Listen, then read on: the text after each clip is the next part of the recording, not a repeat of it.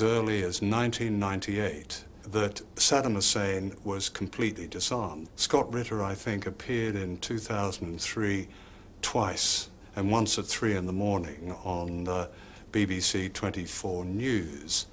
He was a vital expert witness, and there were others.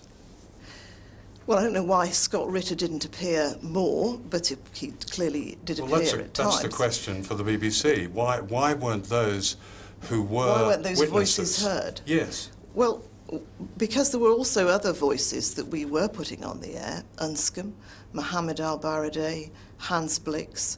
So we were actually listening to those voices. But yeah, I think you've got a good point. You know, why didn't we? It's a question that we asked ourselves afterwards. Why was it that we didn't discover this first, didn't discover the state of Saddam Hussein's weapons of mass destruction? I think what critics of that would say is that the broadcasters, notably the BBC, echoed or amplified the lies told in the run-up to the invasion, rather than investigating itself. What the BBC, though, have a duty to do is to report what governments and their representatives are saying, which we, of course, did. We were just reporting, quite legitimately, the claims that people at the time were making. They weren't legitimate claims, though. They were in the mouths of legitimate leaders, though, and therefore we had a duty to report that. But those leaders, both of them you mentioned, Blair and Bush, have long been discredited.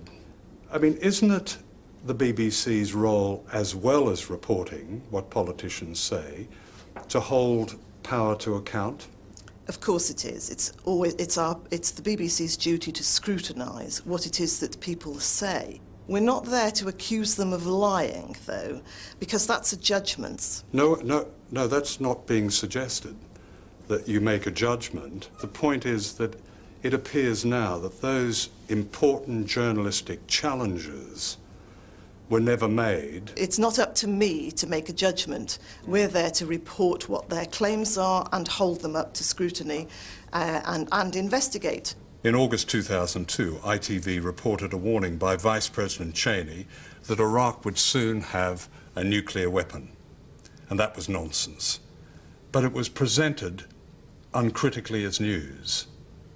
Wouldn't you say that that contributed to the invasion that happened the following March? Well, it might have done, but with respect, not our fault.